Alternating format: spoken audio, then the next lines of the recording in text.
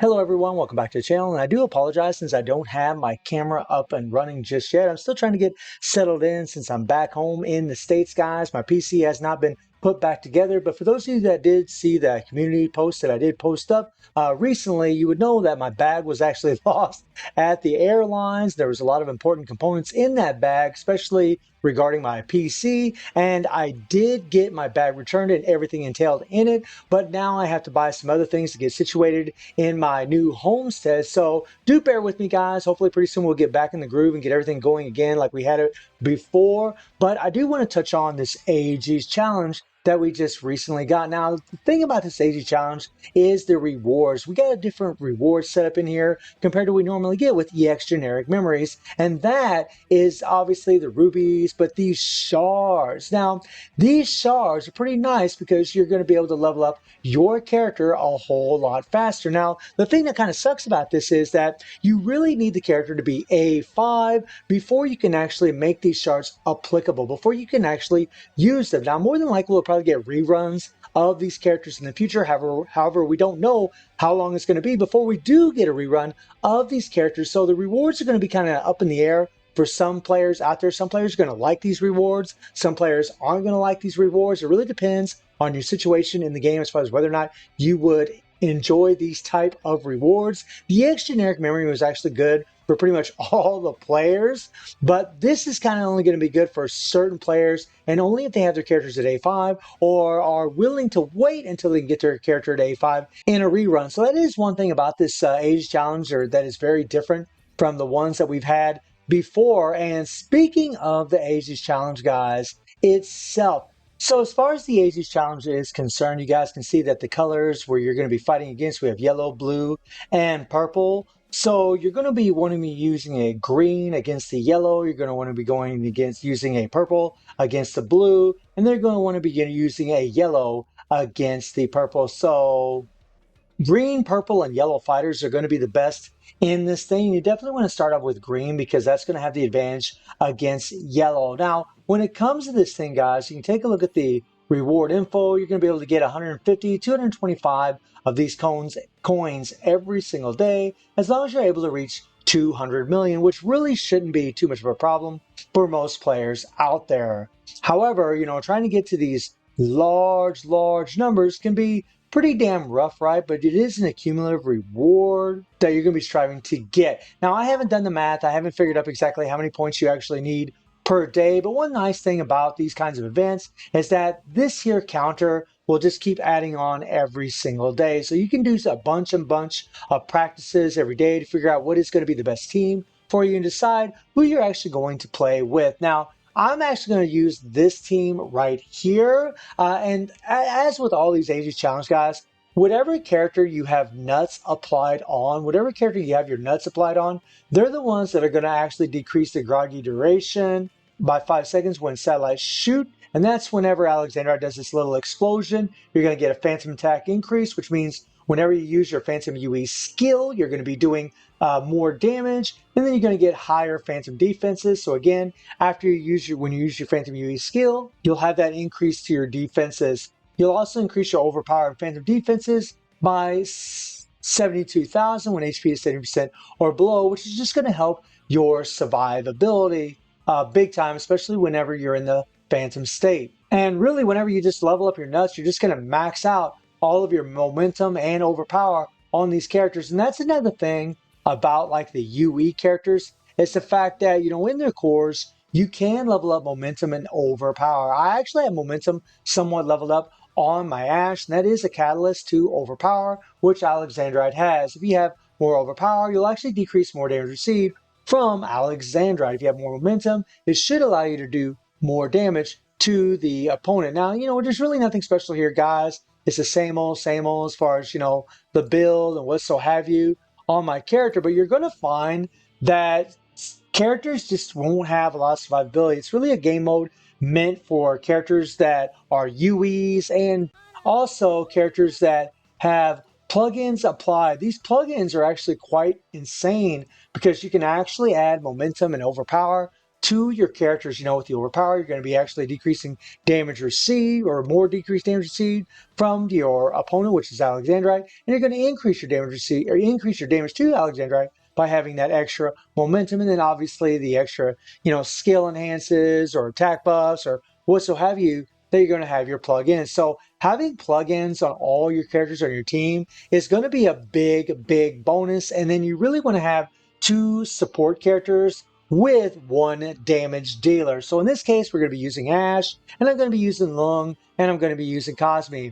I could take out Lung, and I could actually put Shizuru in there, right? We could slap in Shizuru and just put her in there. However, you're going to find that she probably won't survive all that long as far as getting it done. So as far as what you would need to be doing against this boss, we click on strategy info. We don't really need to read all of this. We just want to get to the strategy info right here where it says when the boss is attacked, while afflicted with burn or darkness, the boss will gain stacks of burn weaken or darkness weaken, and this respectively up to 80 or 40 stacks. So when burn weaken and darkness weaken both reach maximum stacks, the boss will enter groggy state.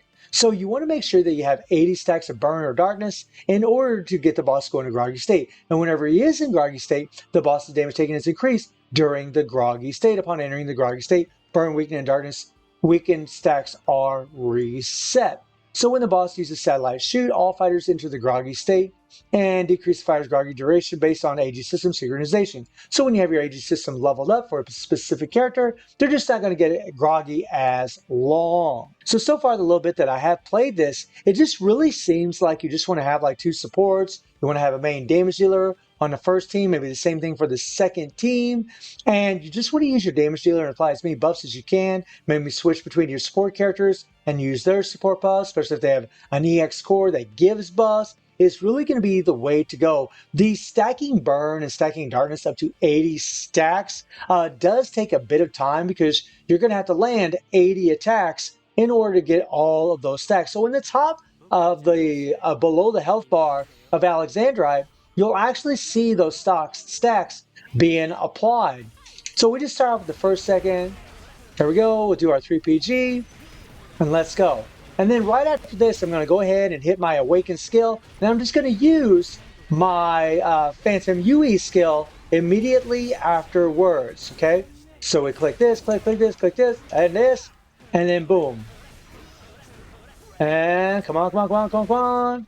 Now what we want to do here is, and then try to enter our 3PG. We want to try to use our 3PG as much as possible.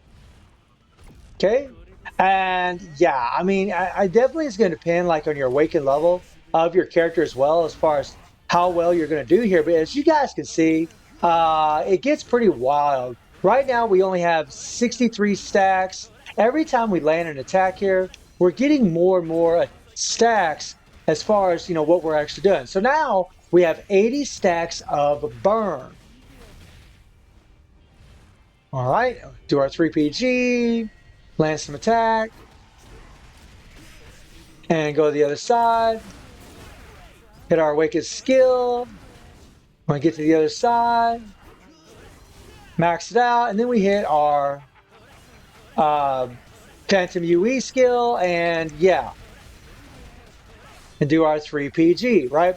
And as you guys can see, we're getting near 5 billion. I can actually do a lot more than this. I've done about 8 billion. On this first team. It really just depends on your support characters, like what skill they're actually using, as far as, how much damage you're actually going to do, right?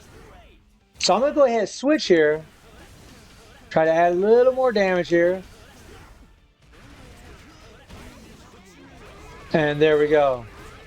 Do our 3PG, and now we're going to be using a purple. Let's go.